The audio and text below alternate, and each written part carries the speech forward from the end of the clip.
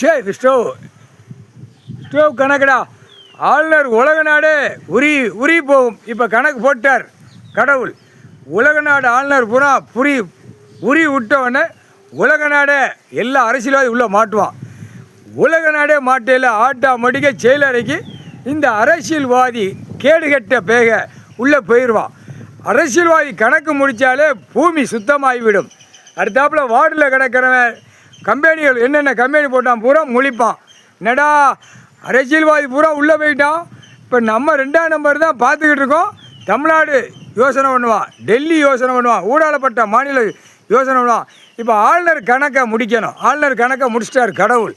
இப்போ ஆட்டோமேட்டிக்காக டெல்லியிலேருந்து தமிழ்நாடு வரைக்கும் உருகி போனவுடனே ஆட்டோமேட்டிக்காக எல்லாரும் மாட்டுவான். இதுதான்டா கணக்கு. இல்லை உனக்கு உயிர் வாழ்றதுக்கு விவசாயம் தான். அதே கணக்கு நீதிமன்ற கோர்ட்டில் இருக்குது. எல்லா கணக்குலையும் நீ விவசாயம் பூரா அழிச்சு வரடா. இல்லை கேடு கட்ட போயடா. இல்லை கேடு.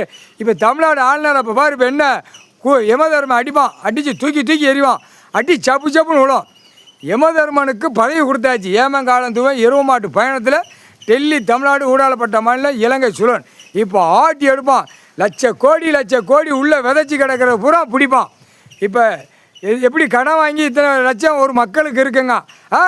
அரசியல்வாதியை முன்னும் பின்னும் சூடு வச்சாச்சுன்னா ஆட்டோமேட்டிக்காக கக்கிடுவான். எல்லாம் கக்குனோடனே அப்படியே குடோனாக சேர்ந்துக்கிட்டே இருக்கும். பூரா அப்புறம் எரிப்பான். அரசியல்வாதி பூரா காட்டுகளில் கொண்டு போய் மலங்காட்டுகளில் போய் எரிப்பான் பேப்பரை. ஐயோ நம்மளை பிடிச்சா குண்டியில் சூடு வச்சுருவாங்க, புடுகில் சூடு வச்சுருவாங்க. ஐயோ எரிச்சிடுவோம்னு எரிப்பான். மந்திரி எரிப்பான், எம்எல்ஏ எரிப்பான், முதலமைச்சர் எரிப்பான்.